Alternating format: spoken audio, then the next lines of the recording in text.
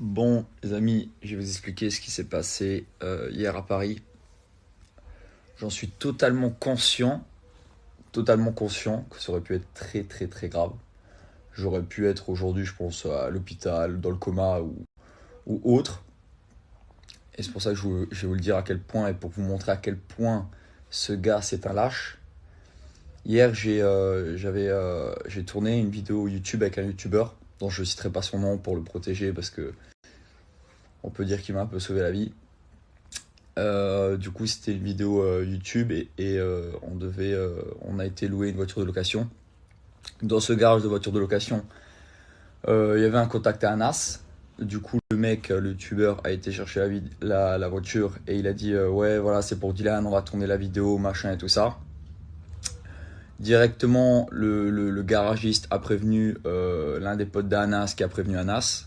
Ensuite, directement, Anas, ce qu'il a fait, c'est qu'il a appelé des potes à lui et des potes à lui qu'il a payé. Carrément, parce que le mec, il est obligé de payer des gars pour qu'ils fassent quelque chose, parce que sinon les gars, ils bougent pas. Et il a payé 15 gars qui m'attendaient au garage pour que quand je ramène la voiture, les 15 gars soient là et me tombent dessus. Et je me dis, waouh. Je me dis, le mec appelle 15 gars pour moi. Et je me dis, putain, waouh. Je me suis dit hier, clairement, j'étais avec mes gars et je me suis dit, putain, ça aurait pu être dangereux quand même. Et les 15 gars, bon, ils m'auraient pas parlé du prochain sandwich que je vais manger, quoi. C'était pour faire ce qu'il y a à faire. Et je me dis, clairement, et je vous le dis, je l'assume totalement, j'ai échappé belle. Mais c'est pour vous dire à quel point ce mec est lâche. C'est-à-dire que c'est un lâche. C'est-à-dire que le mec, c'est lui qui me menace, c'est lui qui insulte ma daronne, et c'est lui, quand je lui propose un octogone devant la France entière, je lui dis, viens, on fait un octogone, machin et tout, il me répond pas, mais il m'envoie 15 gars à Paris qui payent. Alors, comment j'ai échappé à ce truc-là? Tout simplement parce que le youtubeur est arrivé avant moi et il m'a dit, Dylan, il faut surtout pas que tu viennes. Il y a une quinzaine de gars qui t'attendent. C'est des potes à Anas et tout ça. Le mec aussi, ensuite, vu qu'il a balancé, ils l'ont menacé. Ils ont menacé le youtubeur qui avait rien à voir. Ils ont menacé le youtubeur, ils ont dit, viens voir. De toute façon, toi, on va te choper aussi. Vas-y, va voir Dylan, machin. Enfin, des menaces. Lui et ses deux collègues, parce que c'était des femmes en plus, lui et ses deux collègues ont été menacés. Lui et ses deux collègues femmes ont été menacés pour le dire à quel point c'est des cassos, hein, parce qu'il faut se le dire.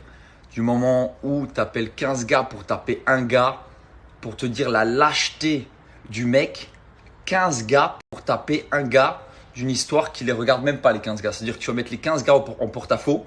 Parce que moi, frérot, je te le dis honnêtement, je peux t'appeler 15 gars. Je peux, quand tu viens à Paris, Luxembourg, je t'appelle 15 gars et te saute dessus.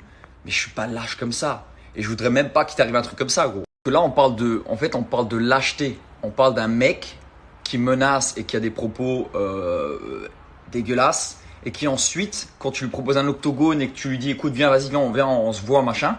Le mec, ou il t'envoie son associé au Five Palm. Enfin, ils sont venus à deux, lui et son associé. Enfin, pas lui et son associé et son frère, ils sont venus au Five Palm. Me menacer, machin et tout ça. Et là, à Paris, il doit payer 15 gars qui m'attendent dans un garage pour me défoncer ma gueule. Hein, pas pour, voilà, qu'on soit vraiment clair. Et je me dis, mais t'es vraiment un lâche. Et je me dis, comment Fidji, alors qu'elle connaît mes petits frères, elle connaît ma mère, elle sait que il y a des gens qui ont besoin de moi et tout ça, elle peut accepter que son mec m'envoie 15 gars pour me défoncer la gueule.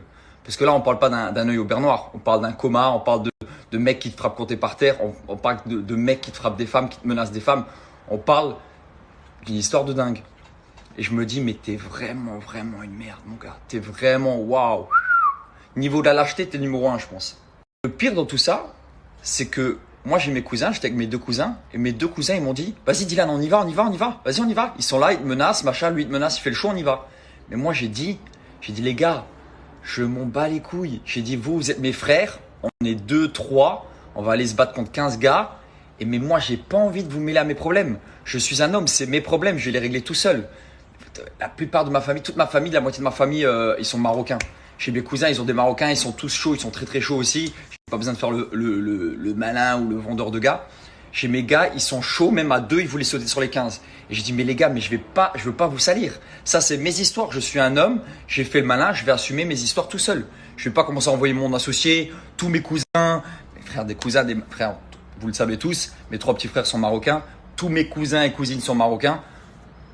On connaît tous des gens chauds, mais je veux pas mêler, parce que j'ai un cœur, je vais pas mêler mes cousins et ma famille à mes histoires.